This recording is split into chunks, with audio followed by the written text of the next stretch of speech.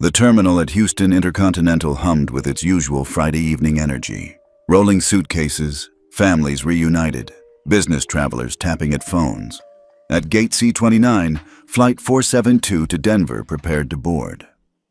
Two little girls, Skylar, 9, and her sister Naomi, 8, stood at the front of the line, clutching matching burgundy rolling carry-ons and their boarding passes.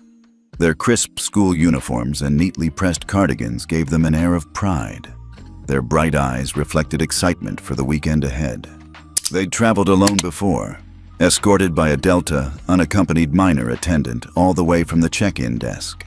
Their father, Julian Ward, CEO of Ward Tech Security Solutions, had personally arranged every detail.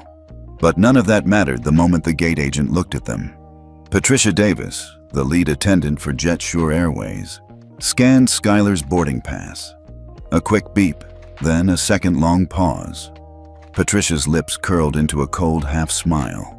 She didn't hand the pass back. Instead, she gripped it between polished fingernails and ripped it in two. "Sweethearts," she said loud enough for half the gate to hear, voice dripping condescension. "You clearly don't belong here." Naomi's eyes went wide. She took an involuntary step back, clutching at Skylar's sleeve. "But," she began, voice quavering. Skylar shot her sister a look of fierce protectiveness. "We have tickets," she said, voice shaking but determined. Patricia tossed the torn remnants into the trash bin with a flick of her wrist. She turned her back to the girls and addressed the crowd.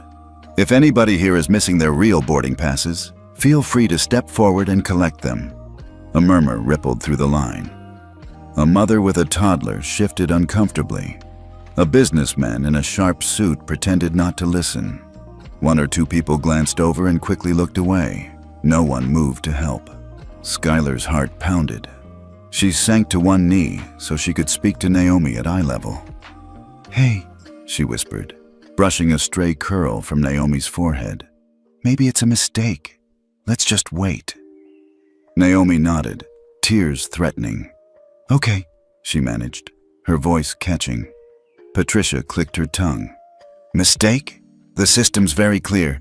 2 minors traveling alone. No additional ID on file. This flight is for ticketed passengers only." She drew out the word "only," as though it were the most precious adjective in the dictionary. Skylar swallowed, trying to steady herself. It's under my name. Skylar Ward. You can call for escort verification." Patricia's eyes flicked toward the nearby podium where a JetSure attendant in red blazer scanned in unaccompanied minors. Instead of summoning her, Patricia checked her manicure and said, "I'm not the one who handles UMs. You'll need the unaccompanied minor desk over there." She pointed toward an overcrowded service counter 2 gates down. Naomi's bottom lip trembled. "But we were told to wait here." "Policies change." Patricia's smile was brittle, her voice colder. "Those policies don't include children who can't produce a chaperone authorization form." Skylar looked around desperately. A man in a polo shirt eyed the scene with polite indifference. A teenager with earbuds shrugged and looked back at her phone.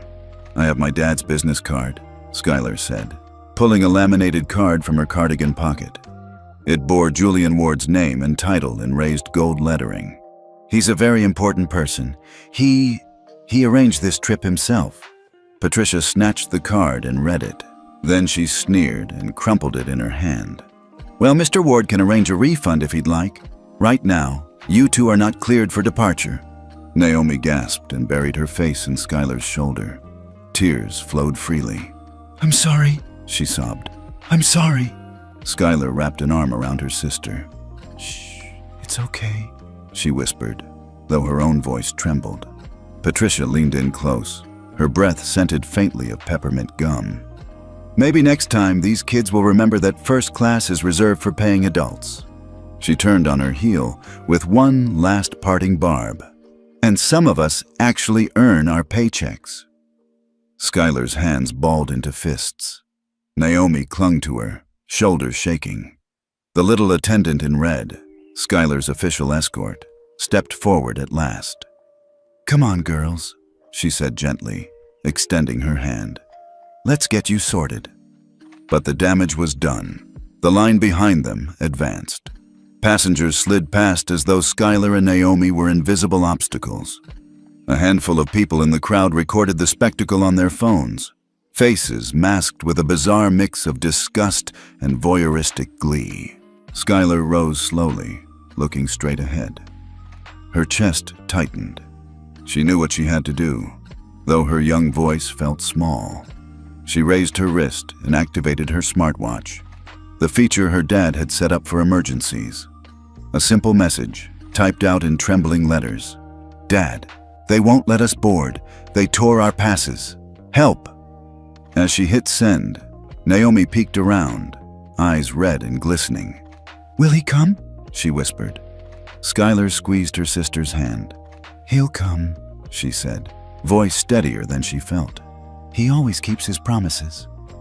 Far away, their father's phone buzzed. In that moment, the girls stood side by side at Gate C-29, ashamed, small, and powerless, unaware that within 30 minutes, their weekend flight would be grounded forever. Skylar and Naomi were guided, still trembling, toward the unaccompanied minor desk, a small cluster of counters manned by sympathetic jet-sure attendants in navy blazers. The hallway felt colder than the main concourse, fluorescent lights humming overhead. Naomi's hand shook so badly she could barely hold her boarding pass. Skylar gripped her sister's shoulder and took a deep breath.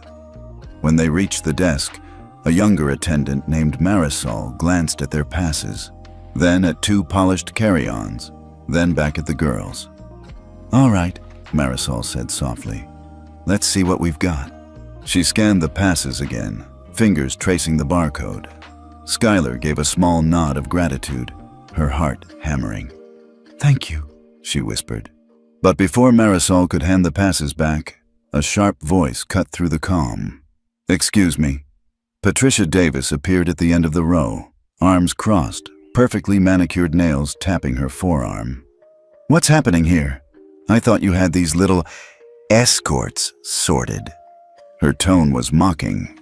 Marisol's expression flickered with discomfort, but she's been trained never to back down from Patricia. "Ma'am, these minors came with a verified escort request. We're just confirming documentation." Patricia rolled her eyes and stepped forward, looming over the girls. "Documentation? They look like they couldn't find their way out of a daycare." She paused so that everyone in earshot could register the insult. Naomi squeezed Skylar's hand and took a tiny step back. Skylar squared her shoulders. "We were told, escorted minors go to this desk." Her voice wavered but carried more confidence than before. "We have our boarding passes and our school IDs." Patricia snorted. "School IDs? You're 8 and 9. You look like you still nap at 3. Bring me something grown up." She held up a finger, poised to snatch the passes again. Skylar closed her eyes for a moment, remembering the small laminated card her father had insisted on. "We also have my dad's business card."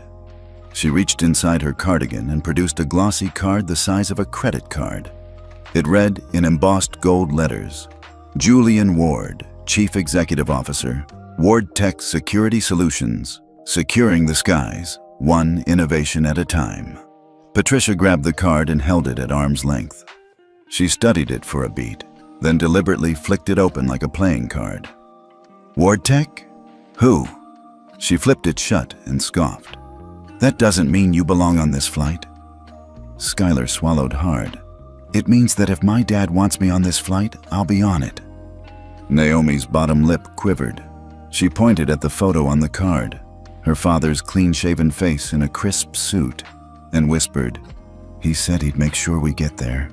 Patricia's lips curled into a cruel smile. "His little girls? Maybe he couldn't protect you from grammar school, but I'll bet he can't protect you from missing this flight." She tore the card in half and dropped it at Naomi's feet. A hush fell over the cluster of passengers now watching. Some held smartphones, ready to record. One mother clutched her child tighter. A businessman in a navy tie opened his mouth to protest, but shut it again. No one stepped forward. Skylar knelt to pick up the pieces of her father's card. She brushed her fingers over the torn edges, feeling a fist-sized knot of humiliation form in her chest. Tears came unbidden to Naomi's eyes, and Skylar reached out to tuck a lock of her sister's hair behind her ear. "It's okay," she said quietly, though her own voice cracked. Marisol cleared her throat. "These tickets are valid. I can confirm they're paid for with the correct promo code for unaccompanied minors." She held up a tablet screen showing the payment details, a timestamp, a last-minute upgrade to main cabin extra, and a note, "Ward Tech VIP request." Patricia leaned over Marisol's shoulder, peering at the screen. "VIP? They look anything but." She flicked her gaze at the twins again, then back to Marisol. "I decide who's VIP around here." With that, she yelled across the desk, "Security!" Two burly officers strode in, approaching Skylar and Naomi. Naomi let out a small gasp, and Skylar's hand shot out to cover her sister's mouth. The officers exchanged a look with Patricia. Then one of them pointed to a nearby holding pen. Patricia straightened her uniform, satisfied. "You two can wait in the security pen until I figure out what to do with you. Don't touch the passes or your phones." The officers guided the girls by the elbow. Naomi's knees wobbled. Skylar stiff-armed the move, but she didn't fight back. They were marched off to the little fenced-in area behind the desk where other children sometimes waited for delayed flights. But this wasn't a friendly delay. This was a punishment. From a distance, Skylar glanced back and saw the torn card and crumpled boarding passes on the floor. Her chest felt hollow. She knelt briefly to scoop them up, tears running down her cheeks as passengers behind her looked away. Marisol tried to explain, voice hushed. "I'm so sorry. This isn't how it's supposed to go." She handed back the fragments of the card and the boarding passes. "Hold on to these. I'll sort it out." Skylar simply shook her head, clutching the torn paper to her chest. Naomi was shaking too, her sobs small but steady. Skylar set her jaw. "It's not okay," she said, quiet but firm. As Patricia walked away, head held high, the barbs left behind echoed in the twins' ears. But beneath their sorrow, a flicker of resolve kindled. They hadn't given up yet. Far across town, in a gleaming boardroom on the 35th floor of Ward Tech's headquarters, Julian Ward's phone buzzed.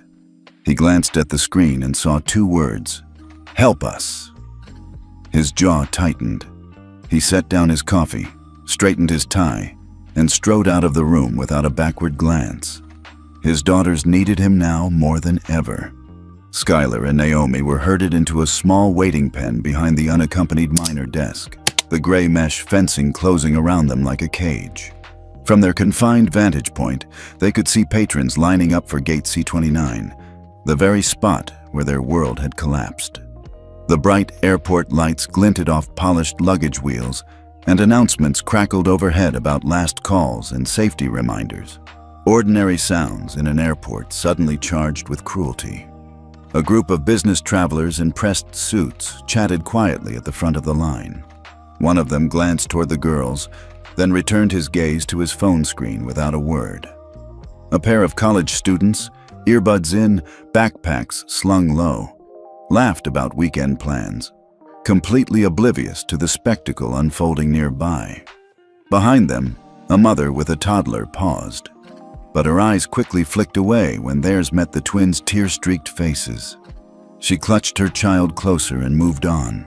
Skylar felt her chest tighten. She swallowed hard, eyes scanning for any flicker of empathy. All she saw were backs turned, shoulders shrugged. Naomi stood beside her, little shoulders trembling, her bottom lip quivering in silent sobs. Skylar reached out and placed an arm around her sister, squeezing as if to hold both of them together against the world. A low murmur drifted through the line.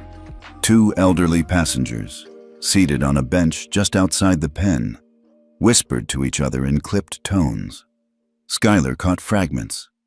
"They don't belong, not here alone. Probably trouble with their papers." The word stung sharper than the sting of tears. Naomi peeked through the mesh, voice tiny. "Sky, are they talking about us?" Skylar lifted her chin and forced a steady tone. "They're just people with bad manners." She looked at the older woman who'd been whispering and managed a curt nod that went unnoticed. A middle-aged man in a polo shirt finally raised his head as if sensing someone watching.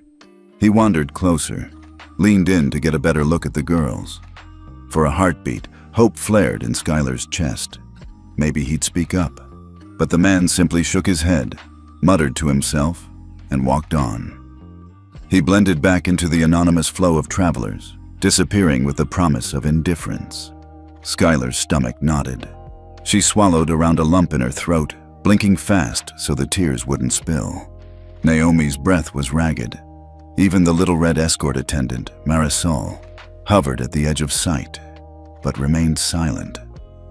She'd looked apologetically at the twins earlier, but now she ducked her gaze whenever their eyes met. An announcement boomed overhead. Final boarding call for Flight 472 to Denver.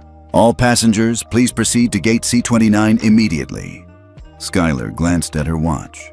10 minutes since Patricia had torn their passes. 10 minutes since their dignity had been ripped away in public view. 10 minutes in which everyone had simply watched. Her fists clenched around the stitching of her cardigan. Across the pen, Naomi sank to her knees, burying her face in her hands. She stifled hiccups that racked her small frame. Skylar dropped to one knee beside her sister, brushing a strand of hair back from Naomi's tear-streaked cheek. "It's okay," Skylar whispered, though her own voice trembled. "I've got you."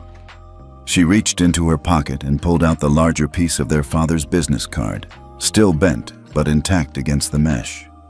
She held it out to Naomi. "Here, remember who we are." Naomi peeked through her fingers, eyes red and shiny. She nodded, clutching the card. Skylar drew in a shaky breath. "We'll fix this. Dad will fix it." Behind them, a woman in a colorful scarf held up her phone and began recording. Skylar's stomach flipped. Did she want her humiliation broadcast? She considered grabbing Naomi and bolting, but the fencing blocked any escape. They were trapped stage left in someone else's show. Then the murmur grew louder. A pilot in uniform, passing by on his way to another gate, caught wind of the commotion. He slowed, peered at the twins, and furrowed his brow. He glanced around, caught Marisol's eye, then continued walking, offering nothing but a narrowing of the jaw. Skylar bit her lip so hard it burned. She gazed at Naomi, who had lifted her head and sniffled. "Why won't anyone help us?" Naomi's whisper trembled with the weight of betrayal. Skylar hesitated. How could she explain that in a room full of adults, no one wanted to stick their necks out? People, I don't know, they're scared or just don't care. Naomi's shoulders slumped. "That's so mean." She tucked their torn boarding passes into her pocket as though holding on to the last shred of hope. Skylar stood and pressed her hands to the mesh, calling out, "You all paid for your tickets fair and square. We did too." Her voice cracked, louder than she intended. A handful of heads turned, some in annoyance, some curiosity. No one moved to help. Across the pen, Marisol finally stepped forward, voice tight. "Girls, I'm so sorry. If it were up to me..." She trailed off, eyes full of regret. Patricia appeared in the background, arms folded, surveying her handiwork with satisfaction. Skylar swallowed back bile. She straightened to face Patricia through the mesh. For a moment, the distant crowd blurred. This moment was between her, Naomi, and the cruelty of the gate agent.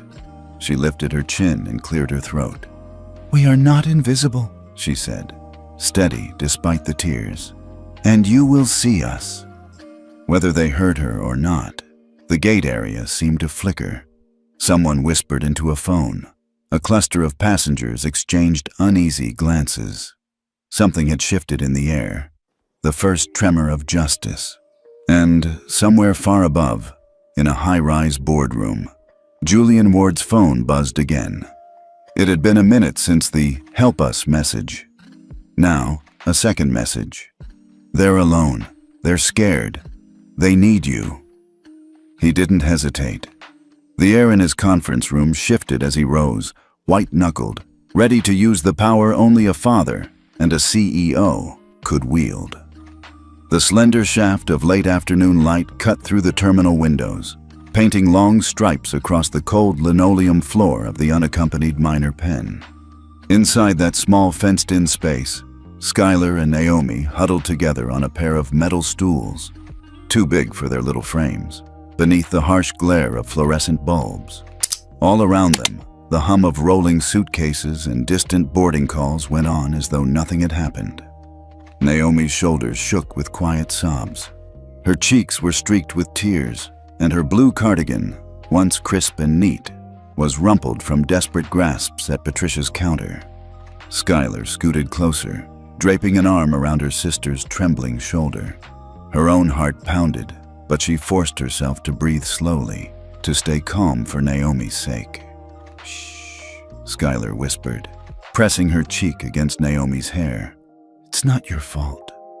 Naomi leaned into Skylar, clutching the larger piece of their father's torn business card like a talisman. "I'm so sorry, Sky," she murmured between hiccups. "I thought they'd understand." Her small voice cracked with guilt.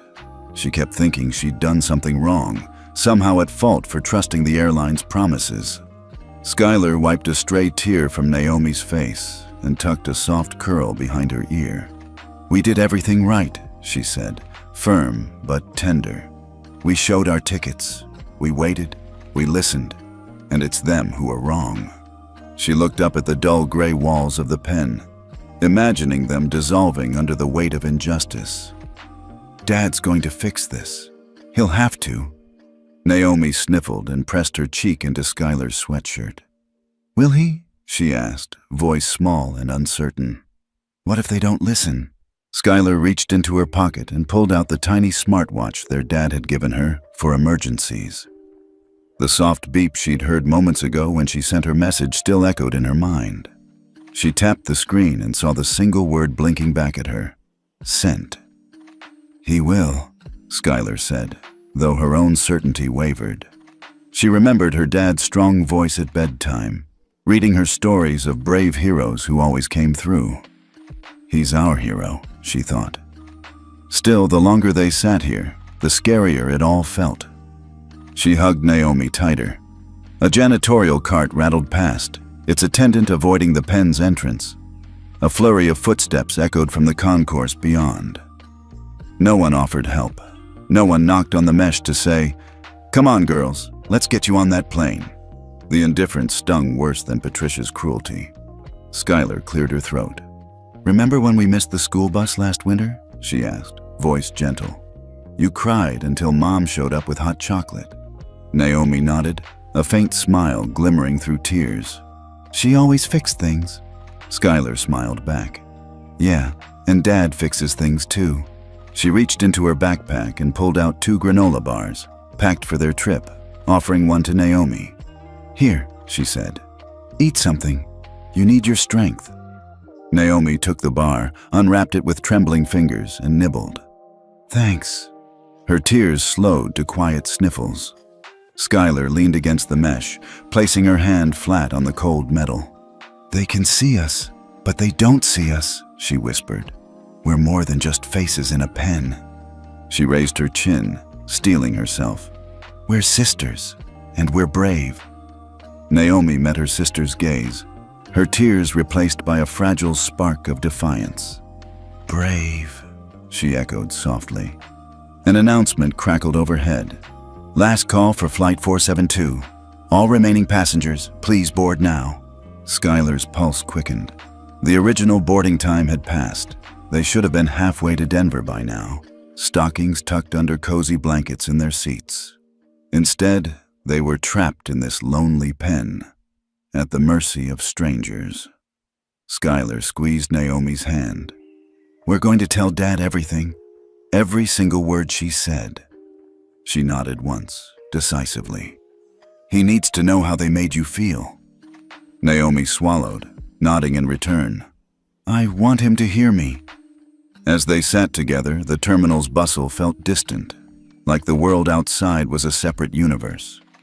Here, 2 little girls waited in silence, wounded but unbroken, forging courage in the quiet. Far above, At Ward Tech's gleaming headquarters, Julian Ward paused mid-conversation with a senior engineer. The flicker of an incoming message showed two simple words, "Help us," and a location, Gate C-29. His eyes narrowed. He straightened his shoulders. Whatever happened next, he knew exactly whose fault it was, and exactly how to make it right.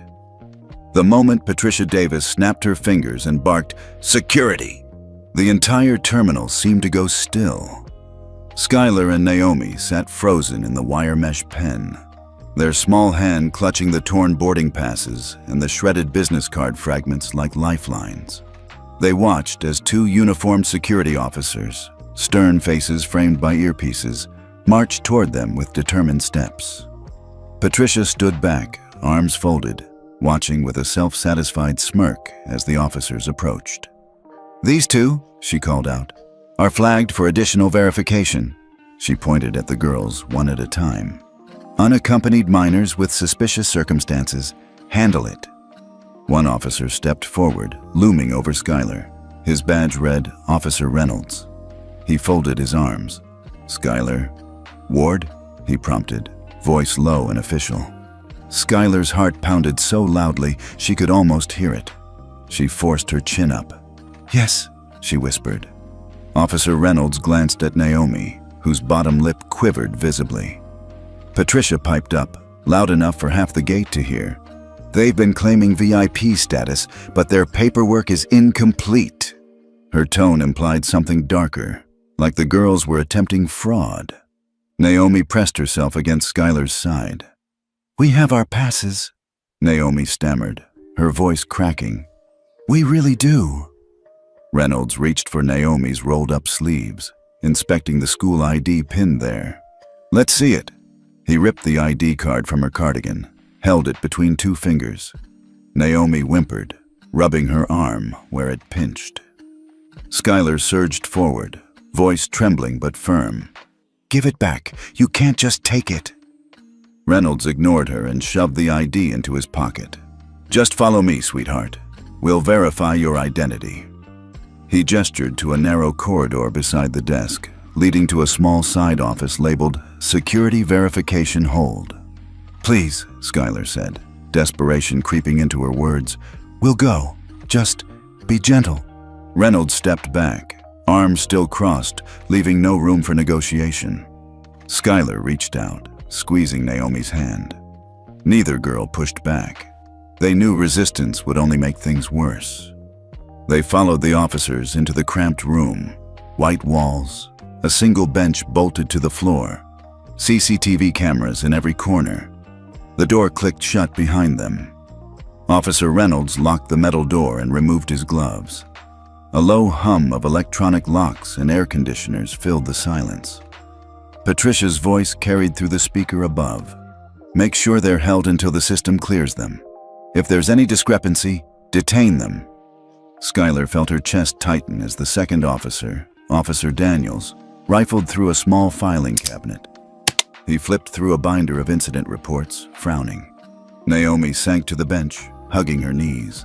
Skylar knelt beside her, wrapping an arm around her sister's shaking frame.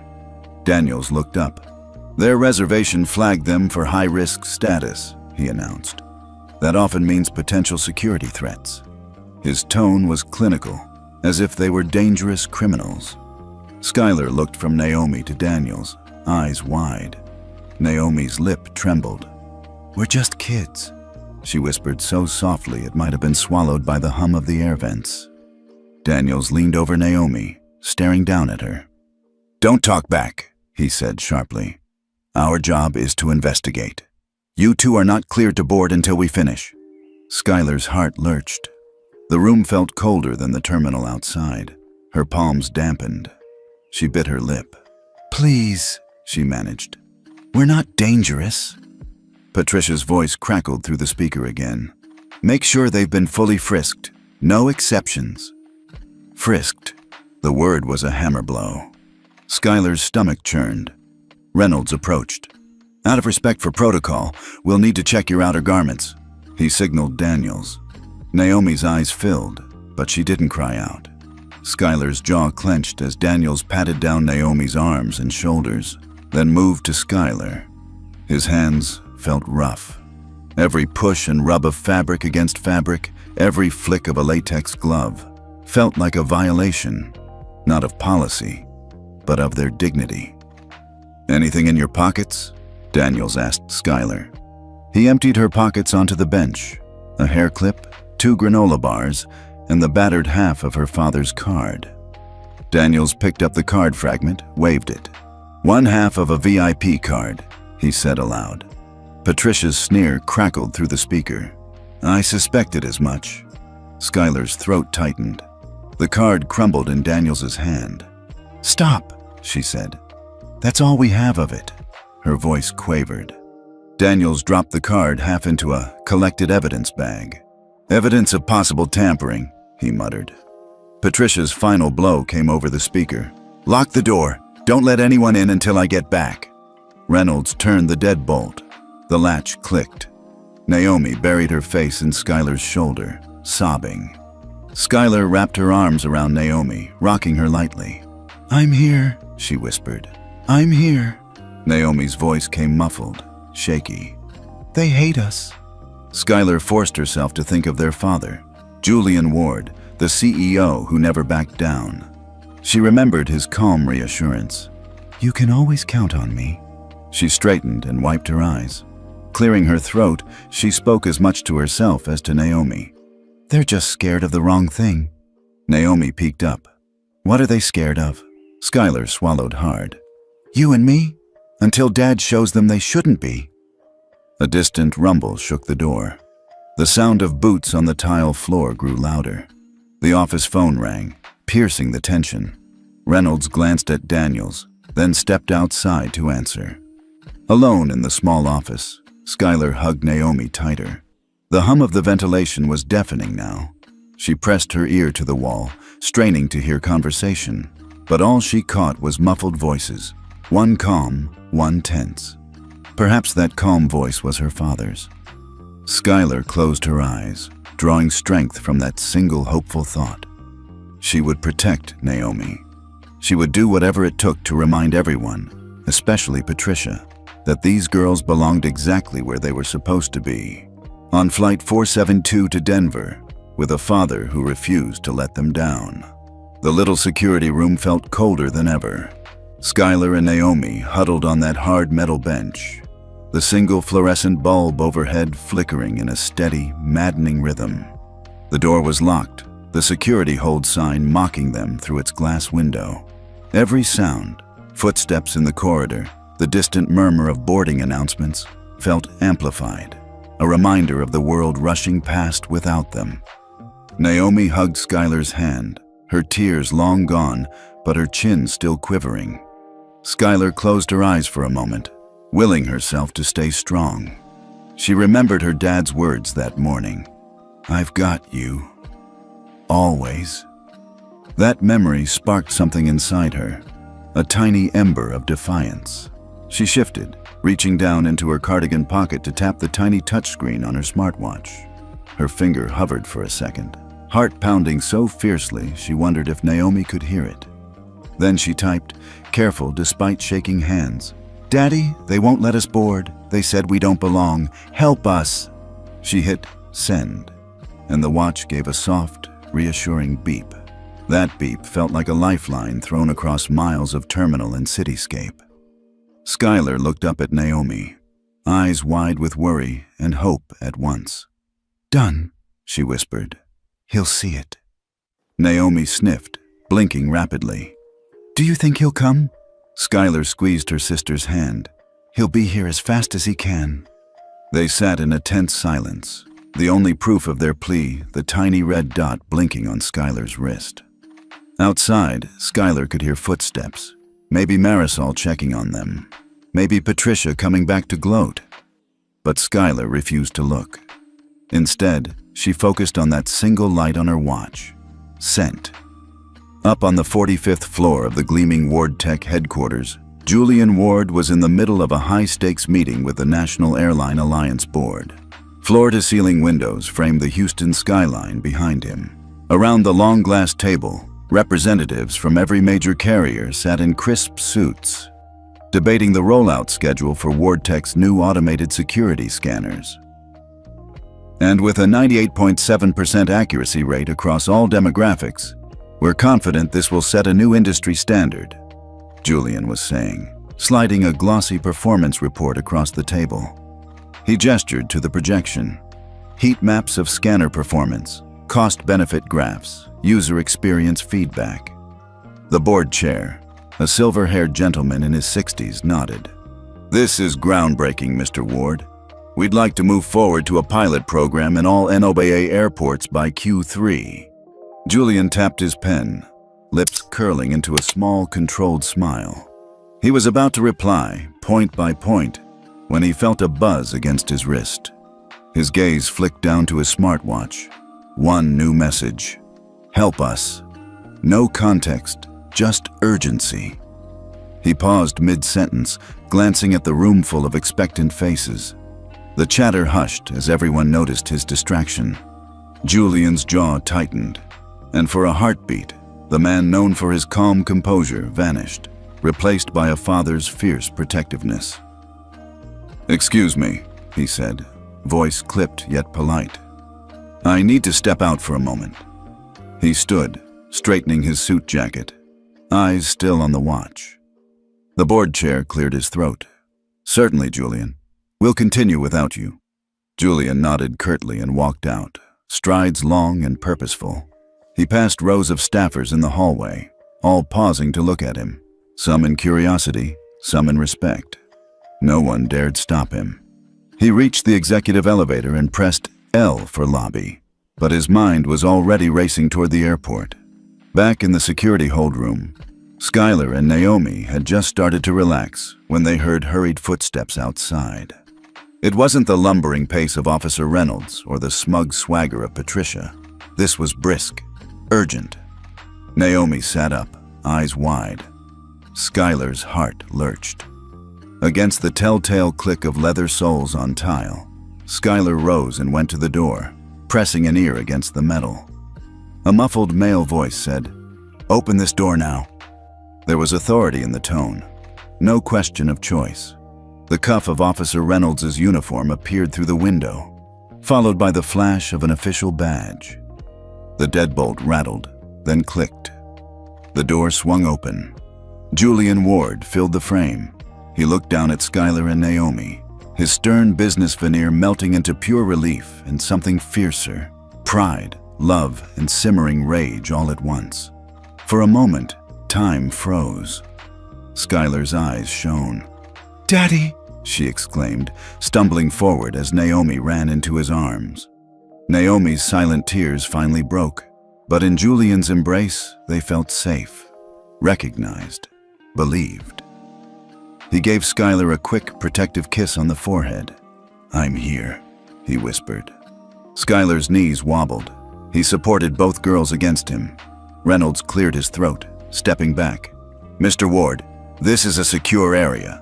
Julian held up a hand, his gaze steely. "These are my daughters," he said quietly but firmly. "You will not speak to them like this again. Open the gate." His words echoed with the authority of a CEO and the tenderness of a father. The officer scurried to the lock, relocking the bolt with a swift motion. "Yes, sir." As the trio stepped back into the bright terminal lights, Skylar looked around at the stunned crowd. Passengers paused, phones lowered. Camera apps blinked off. The buzzing of the terminal resumed, but now it sounded different. Attentive, respectful. Skylar slipped her hand into Naomi's, squeezing it. Naomi's grin was small and shaky. Skylar whispered, "We did it." Julian smiled down at them, his stern facade giving way to warmth. "We're not done yet," he said, giving Skylar's watch a glance. "But this is a start." And in that moment, as the Ward family moved together toward justice, the airport felt a little smaller, and the world a little more hopeful. Julian Ward's heels clicked against the marble floor of the Ward Tech headquarters lobby as he strode past reception without a hint of acknowledgement. The elevator's glass doors slid open on the lobby level, And he didn't pause to consider the polite smiles of associates waiting for rides. Instead, he kept walking straight to the black Lincoln MKT parked curbside, its engine idling in the humid Houston air. Inside the SUV, Julian dropped his leather portfolio into the passenger seat with a sharp snap. Folders slid free. Quarterly projections, RFP drafts, invitations to next week's gala. But he ignored them. They were no different than Patricia Davis's torn boarding passes. Irrelevant. He grabbed his phone and stabbed at the screen.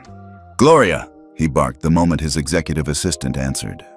His voice was hard, controlled. But beneath it lay a storm. "Scrub my afternoon. Cancel the NOBA rollout meeting. Get me legal counsel and regulatory affairs on the line. Now." "Yes, sir," Gloria replied, her calm tone a lifeline against the rising tide of anger in his chest.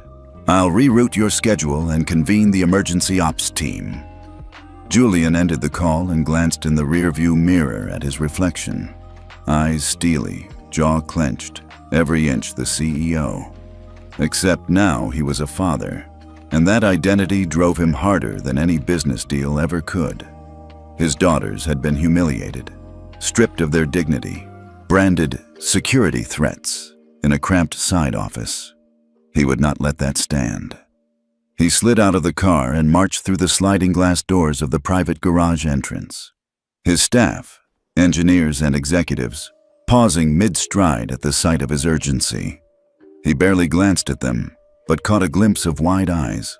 In those seconds, the corporate facade cracked, revealing the singular purpose propelling him forward. On the 12th floor of the engineering annex, Julian entered the situation room. A dozen monitors glowed, live airport cams, system dashboards, conference call feeds. At the head of the oval table sat Diane Foster, Ward Tech's general counsel, and Marcus Lee, VP of Regulatory Affairs. Both looked up when Julian's phone buzzed again, an alert from his daughter's smartwatch. "Ladies and gentlemen," Julian said, voice low and unwavering, "I'm here on personal and professional grounds. Effective immediately, I'm requisitioning every resource we have to respond to an abusive protocol at Houston Intercontinental." He slid a sheaf of papers across the table, flight manifests, images of Patricia tearing Skylar's ticket, and a screenshot of his daughter's watch alert. "My daughters were detained and called security threats, under my name, on my watch." Diane picked up the documents, her expression tightening. "Julian, if we're going to take action," he cut her off. "We're not negotiating. I want the National Airline Alliance to revoke JetSure's security certification across all FAA-affiliated airports. I want a nationwide grounding of every JetSure flight until they submit to a complete audit of their passenger procedures." His gaze swept the room. "We'll present it as a safety issue. Their crew has demonstrated reckless profiling. They put children at risk. That's enough to justify an emergency order." Marcus, accustomed to smoothing regulatory wrinkles, leaned forward. "That's an unprecedented demand. The FAA would never—" "Watch me," Julian said, standing so abruptly his chair scraped the floor. "I'll lean on the political capital I've built. We've partnered with the FAA on screening tech pilots. I've sat on NABA safety committees. I know who to call." His voice was a promise and a warning. Diane exchanged a look with Marcus. Then she nodded. "Understood. I'll draft the emergency petition. We'll cite Title 49, Section 44901, Passenger Safety Protocols. We'll argue that JetSure's crew has breached the standard of duty of care for minors." Julian allowed himself a single nod of appreciation. "Good. And prepare a press brief. I want media ready the second the order drops. I want every airport TV monitor rolling footage of Patricia's meltdown and the security threat memo stamped across the manifest." He paused, then added quietly, "This isn't about retaliation. It's about principle. If we let one airline treat my children that way, we let them treat anyone that way. It ends now." A tense silence followed. Then Gloria appeared at the doorway, tablet in hand. Meeting scheduled for 10 minutes. Teams assembled. Julian checked his watch, noting the time since his daughter's first message. 30 minutes. Thank you, he said. He turned on his heel and strode out, every bit the executive with a mission. But now that mission was deeply, personally invested. Back at Gate C29, Skylar and Naomi sat in the open space where the fence once confined them, their father's arrival dissolving the isolation. They watched as officers and jet-sure managers scurried, whispering urgently into phones. Their escort, Marisol, approached tentatively, offering gentle reassurance. Skylar nudged Naomi. Something's happening. She cupped her hand to her ear, listening. Revocation order. FAA emergency directive. All jet-sure flights grounded. Naomi's eyes widened. Grounded? Does that mean we can't go anywhere? Skylar smiled, a quiet triumph shining through her tears. It means they're in trouble, but it also means Dad is fixing this. A hush fell over the gate area as an announcement crackled overhead. Attention passengers. All jet-sure Airways flights are temporarily grounded nationwide. We apologize for the inconvenience. Passengers exchanged stunned looks. Some clapped softly. Others murmured into phones, eager to share the news. Skylar reached for Naomi's hand. They didn't need to speak. The world had heard their story, and their father's fury had lit the fuse for justice. Julian Ward's fingertips hovered over his phone screen as he stormed into the executive briefing room at FAA headquarters. The polished mahogany table gleamed beneath the chandeliers, but Julian's reflection was all business. A dozen top FAA officials and NABA representatives sat waiting, some visibly nervous, others confident they'd seen it all. On a wall-mounted monitor, live feeds from terminals across the country flickered. Dozens of jet-sure gates idling, aircraft at their gates. Julian wasted no time. With a curt nod to the FAA administrator, he tapped the call button. A synthesized ring echoed in the silent room until the administrator's calm voice came on speaker. Mr. Ward, we've been expecting your call. He drew in a steadying breath, channeling every bit of authority he'd built as CEO and father. This is beyond a simple service complaint, he began, voice clear. My daughters were detained, labeled security threats, and insulted in front of a crowd. That constitutes a breach of the duty of care for minors. Under Title 49, Section 44901, I'm formally requesting an immediate emergency order. Revoke jet-sure Airways' security certification and ground all jet-sure flights nationwide, effective 30 minutes from now until they submit to a full audit of their passenger screening protocols. No exceptions. A murmur rippled around the table. The FAA's general counsel cleared her throat. That's an extraordinary request, Mr. Ward.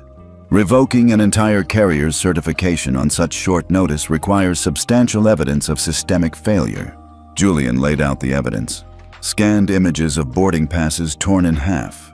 The security ticket stamped, high risk. Recorded audio of Patricia Davis calling his daughters fraudulent. And the timeline proving the detention. He handed over a dossier stamped in bold red letters. Urgent. Safety violation. Unaccompanied minors. This isn't isolated human error, he said. It's corporate policy run amok. If the FAA won't intervene, children will keep suffering. Someone at the table whispered into a headset. The administrator leaned back, studying Julian's calm insistence. We'll convene the safety review panel immediately. If they agree this constitutes an imminent threat to passenger welfare, we can issue an emergency grounding under our provisional authority. Julian's jaw tightened. He glanced at his watch. 20 minutes until the deadline he'd set. I expect a decision before 30 minutes are up. Lives are at stake, including my daughters. Silence fell. Then the administrator spoke again, voice formal but firm. Mr. Ward, we're issuing Emergency Order 1187. Jet-sure Airways security certification is revoked effective immediately. All FAA-sanctioned operations by jet-sure are suspended until further notice. A written directive will be delivered to every major U.S. airport and posted on the FAA's public portal. We'll also notify the NTSB and DHS for ancillary security checks." A collective exhale swept the room. Julian clicked off the call and exchanged a brief nod with the administrator. "Thank you," he said. "And please expedite the public notice. My daughters and every passenger deserve to know their safety matters." Back at Gate C29, Skylar and Naomi sensed the shift before the announcement crackled over the PA system. Clear words boomed through the speakers. "Attention all passengers. Effective immediately, Jet Sure Airways certification has been suspended by the FAA due to critical safety violations. All Jet Sure flights are grounded nationwide. Passengers with alternate itineraries or questions, please proceed to customer service." The terminal erupted. Some gasped. Others cheered softly. A handful of travelers rushed to consoles, rebooking on rival airlines. Skylar's eyes widened as she realized what had happened. Naomi clung to her arm, mouth agape. Marisol, the unaccompanied minor attendant, approached, voice trembling with relief. "Oh my God, girls, he did it." She handed them fresh boarding passes on another carrier. "Here, first class, direct to Denver. Just, you two go." Skylar nodded, tears of triumph shining in her eyes. "Thank you." Naomi pressed her sister's hand, still unable to speak. Across the concourse, Patricia Davis stood by the counter, pale and shaken. Nearby, a uniformed manager held a stamped envelope from FAA enforcement. He whispered into his radio, brow furrowed. Patricia's face crumpled as she read its first line. "Your security certification is hereby revoked." She sank onto a stool, dread washing over her. Skylar and Naomi slipped past the stunned crowd, escorted by Marisol through a side corridor. As they walked, Skylar caught sight of the live flight status boards, every JetSure flight listed as grounded by FAA. Naomi whispered, voice crackling with awe. "They're all stopped." Skylar inhaled deeply. "He wouldn't let it go," she said softly. "He made them stop." A man in a business suit stopped them. "Excuse me," he said gently. "Are you the ward girls?" Skylar nodded. He held out a phone with a news clip playing images of two little girls at Gate C29, voiceover describing the FAA's emergency order. "You just changed the whole system," he said, awe in his voice. Skylar glanced at Naomi, who nodded, pride replacing fear. They took each other's hands and continued down the hallway, two small sisters in crisp school uniforms, escorted by a former stranger, but now protected by the full force of federal authority. And in that moment, as the Denver gate came into view, they knew this was more than a personal vindication. It was the start of a new standard, one where no child, no passenger, would ever be called a security threat without consequences.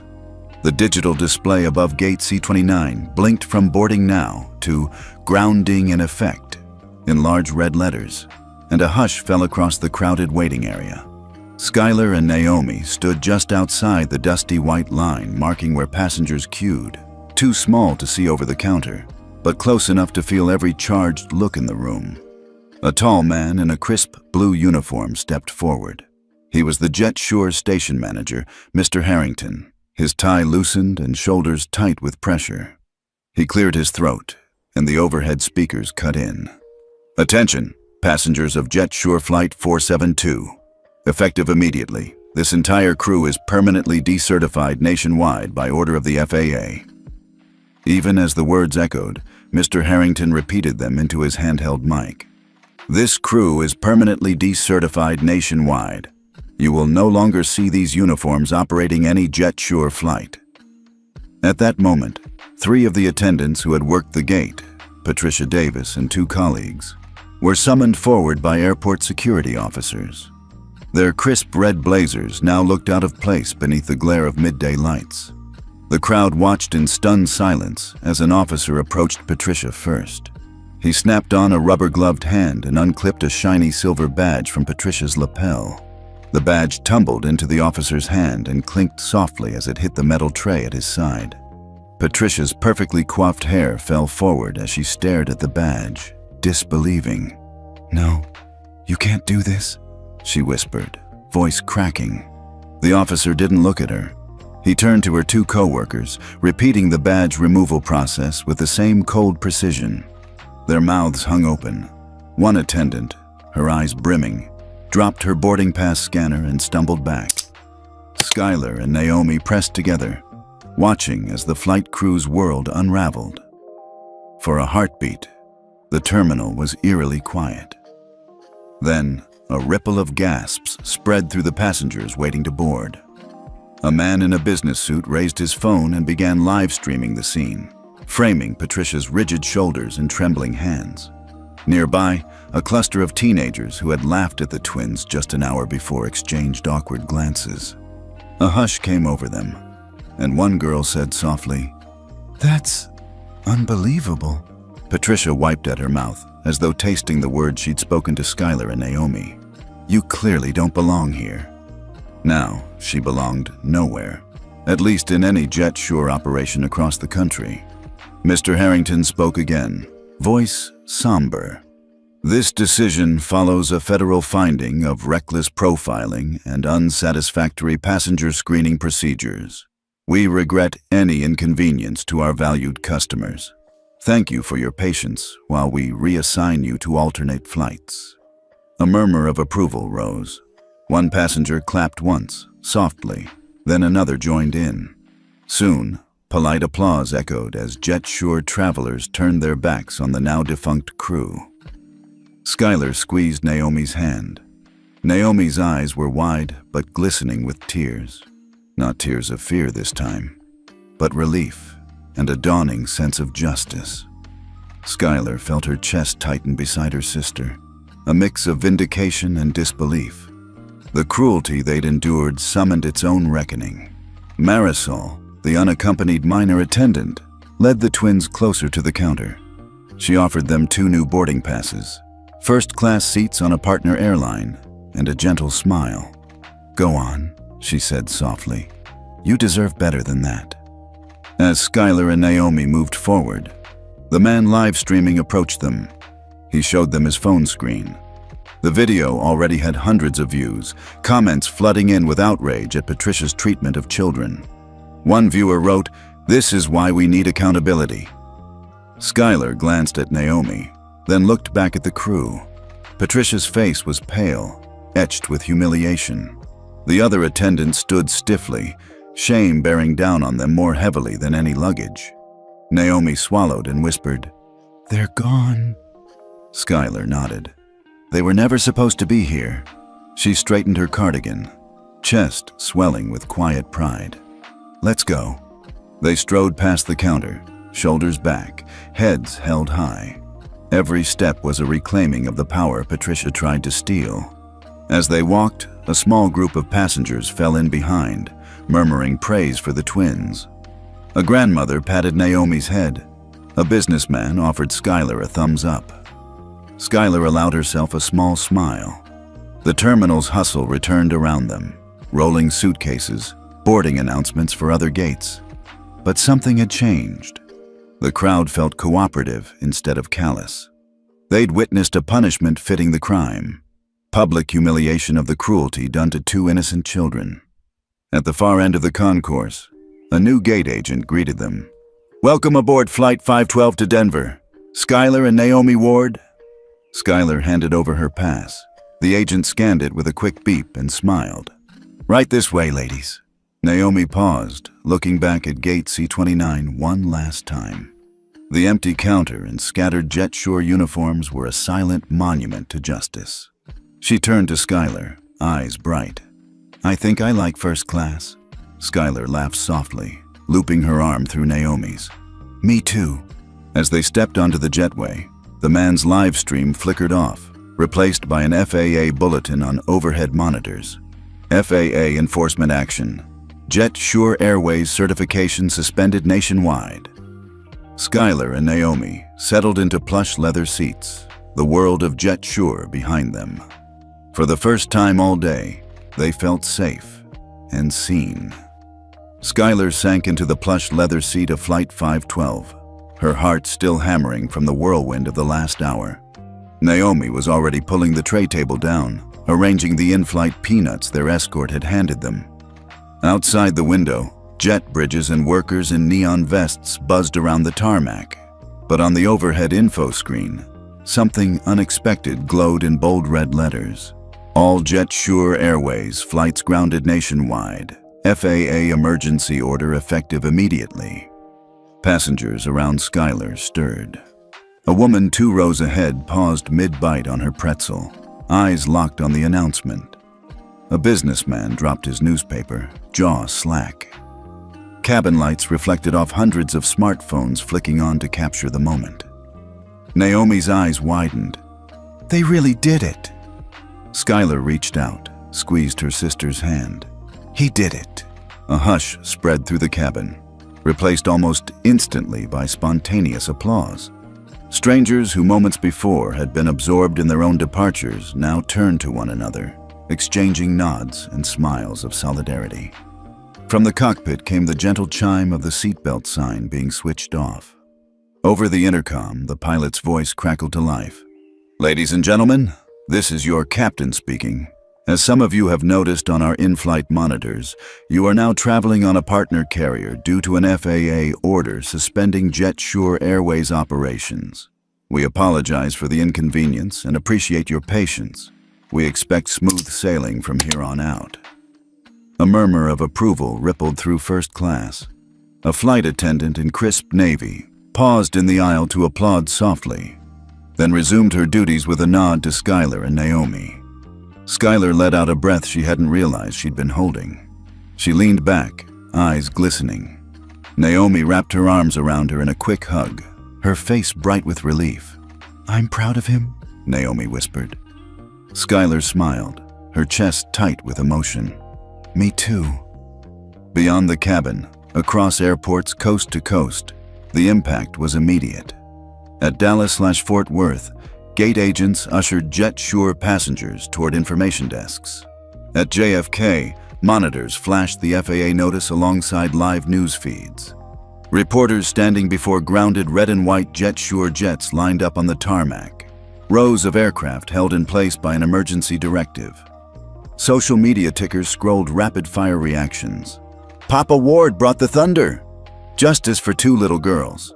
#GroundJet Sure trending nationwide. Back in Skylar's row, an elderly couple sitting next to them swapped phone screens to show each other photos of Gate C-29 from earlier that day.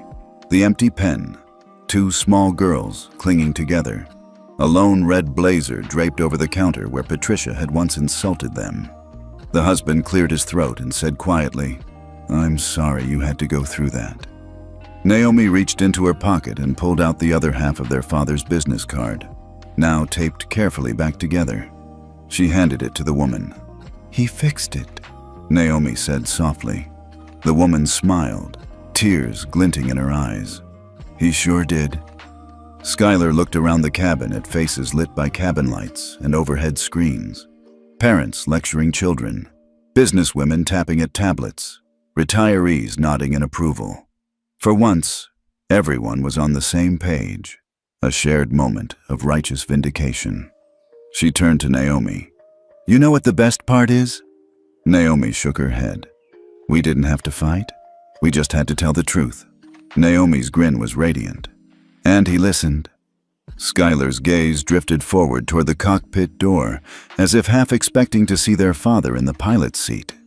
She imagined Julian Ward standing there, arms folded, watching over them. He'd used every bit of his authority, not to punish, but to protect. She felt a flush of pride surge through her, and her lips curved into a confident smile. A flight attendant wheeled her beverage cart down the aisle. She paused by Skylar and Naomi's seats, offering 2 juice boxes. "Congratulations on getting your flight back," she said softly, lowering her voice. "Enjoy your trip." Skylar accepted a box with a grateful nod. "Thank you." Naomi popped the straw into the top, already peeling the tab. As the airplane began its taxi toward runway 33L, Skylar gazed out at the runway lights stretching ahead, blinking in orderly lines. She thought of Gate C-29, of the pen where they'd been locked, and of Patricia Davis. now stripped of her certificate. Her uniform hung in crates for evidence. Justice did not happen with a roar of violence, but through calm, decisive action.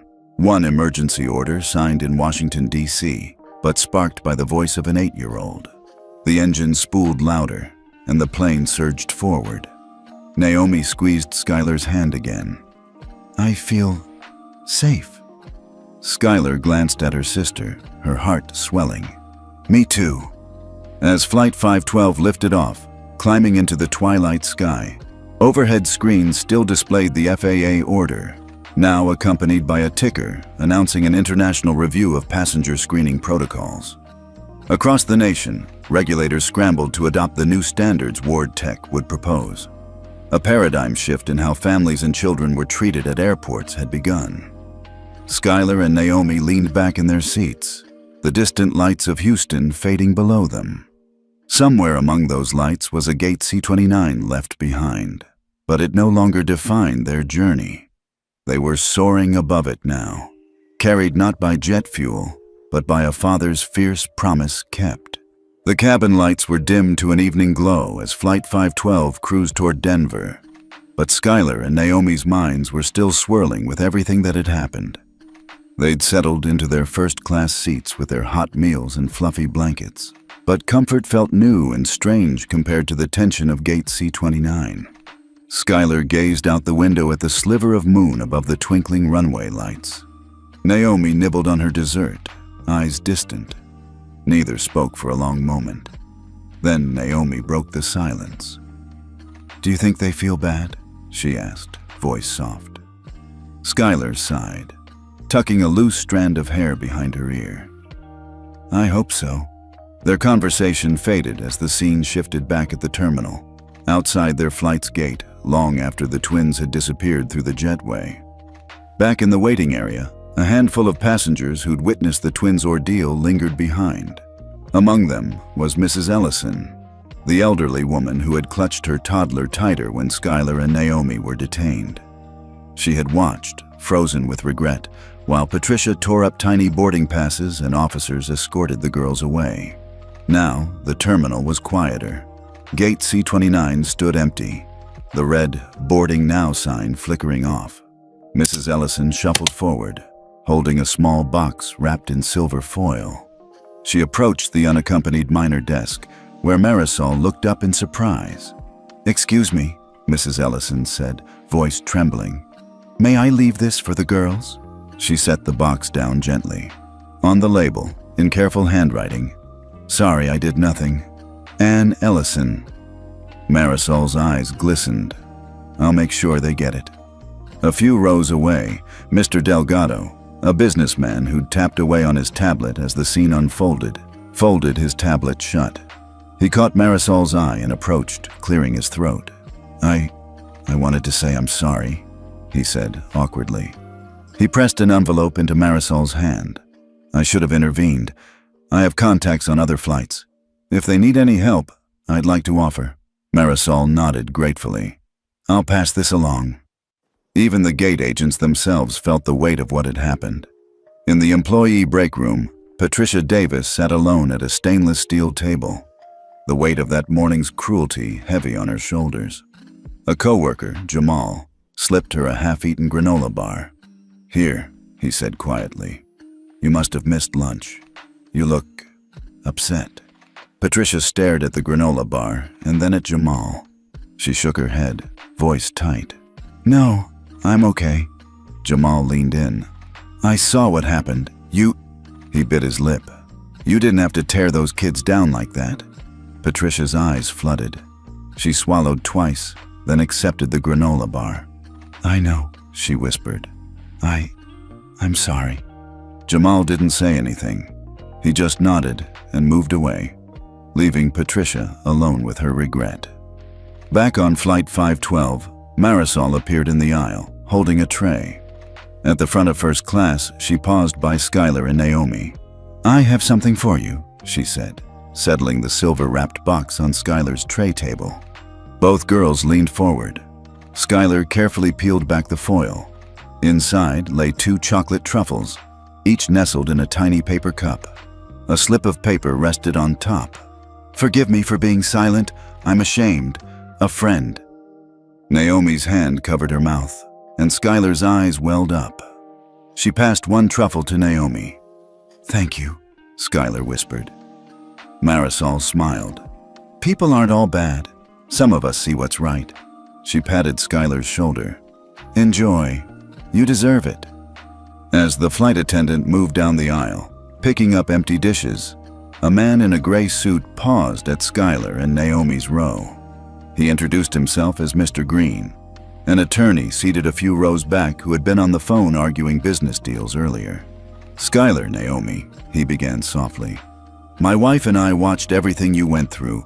It was wrong. We've donated to a scholarship in your name to support children's rights at airports." He took out a card and laid it on Skylar's tray. "The Green Fund for Youth Travel Safety." Skylar blinked, stunned. "Thank you," she said, voice catching. Naomi squeezed her hand. Mr. Green straightened. "Just promise me you'll always speak up when something's unfair." He offered a gentle smile. "You taught me that." Skylar looked at Naomi, and Naomi looked back with a shy, grateful grin.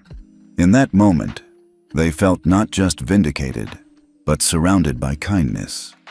All the casual witnesses who had remained silent at Gate C-29 had now found quiet ways to speak their regret and make amends. Naomi tucked the chocolate into her pocket. "I feel warm inside." Skylar nodded. "Me too," she exhaled. "Sometimes coffee in first class isn't as sweet as this." Naomi giggled. "Better than chocolate, even." Skylar reached into her bag and pulled out the taped-together business card. She held it up so that the cabin lights caught the gold lettering. "This is the real VIP pass." A few seats away, the pilot peeked into the cabin and gave them a thumbs up. Another quiet apology, another nod of respect. Skylar settled back, chin up. "We belong anywhere we choose to be." Naomi grinned, confidence shining in her eyes.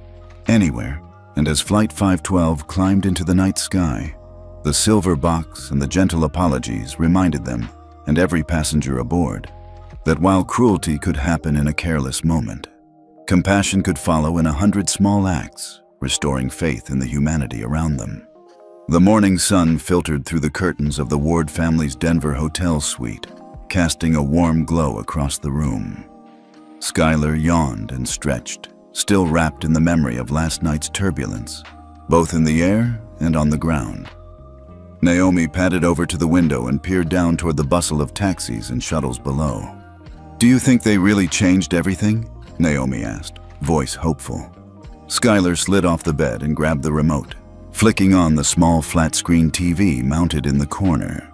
The morning news was already in full swing, bold headlines scrolling beneath the anchor's calm delivery.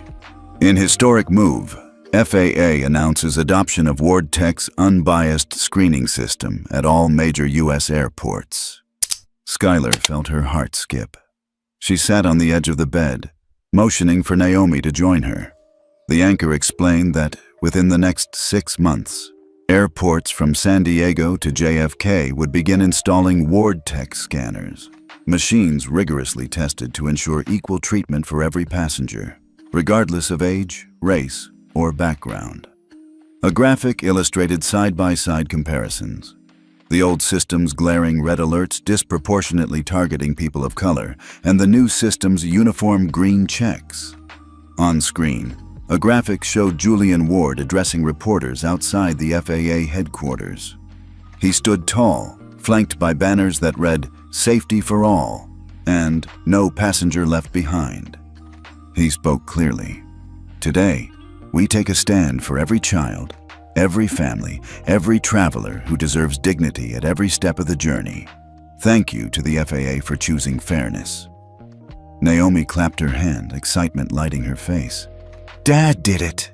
Skylar smiled, brushing a loose curl from her forehead. "He did." She paused the TV and turned to her sister. "This isn't just about us anymore. It's about everyone." They dressed quickly, Skylar in the same school uniform she'd worn yesterday, Naomi in her bright cardigan, and joined their father in the suite's small kitchenette. Julian greeted them with quiet pride, setting fresh orange juice and breakfast pastries on the counter. He handed each girl a steaming mug of hot chocolate, the steam spiraling lazily upward. "I saw the news," Skylar said softly, wrapping her hands around her mug. Julian sat beside them, his presence a steady anchor. "The FAA's decision is a milestone," he said, voice warm. "It means no other child will ever be treated the way you two were." Naomi's eyes glistened. "I'm glad." Julian nodded. "Me too, but this is just the beginning." He reached out, brushing a lock of hair behind Skylar's ear. "Ward Tech will continue to refine the system, improving accuracy, reducing wait times, making travel smoother for everyone." Skylar imagined airports where every passenger stepped through a fair, unbiased process, where no one was singled out because of their skin or age. "It sounds like a dream," she said. He smiled, kissing the top of her head. Dreams can come true when you work for them. After breakfast, they prepared to check out. The elevator ride down felt like a victory lap. Every floor that passed brought them closer to home and to the life they'd fought to protect. At the curb, a line of black SUVs awaited, drivers holding signs for other VIP guests. A small crowd of reporters recognized Julian and raised cameras. He waved them off gently. Today was a family day, not a press conference. Inside the car, Skylar gazed out the window as the city drifted by. Naomi nestled into her sister's side, clutching the folded business card that had started it all. Julian drove in silence, focused but content. The radio played soft music, punctuated by a news bulletin. FAA also announces task force to oversee implementation of ethical AI in transportation security, co-chaired by CEO Julian Ward. Skylar's brow arched. "You're co-chairing?" Julian glanced at her in the rearview mirror. "Yes, we'll work with airlines, airports, and advocates to set firm guidelines so no one ever reverts to old biases." Naomi beamed. "You have so much to do." He laughed quietly. "There's plenty to keep me busy, but families come first." He reached back and squeezed both their hands. They drove through the airport's perimeter road, past Terminal A's gleaming glass walls. Skylar thought of Patricia Davis, stripped of her uniform and badge, sitting somewhere stalled by the consequences of her actions. She didn't feel vindictive. She simply felt that this was how justice was meant to work, measured, systemic, lasting. As the car turned a corner and the Denver skyline came into view, Skylar sat up straighter, inhaling deeply. She looked at Naomi, who returned her gaze with bright, determined eyes. Julian cleared his throat softly. "Girls, I'm proud of you both," he said. "You showed courage in a moment of fear, and you reminded all of us, that sometimes you don't need to shout to fight back." He paused, letting the words hang. Naomi looked up at him curiously. He continued, voice steady and kind. "You just need to stand tall and let the world adjust to your height." Skylar and Naomi smiled at each other. In that moment, as the morning sun glinted off Denver's glass towers, they knew he was right. They had stood tall, and the world had bent to meet them.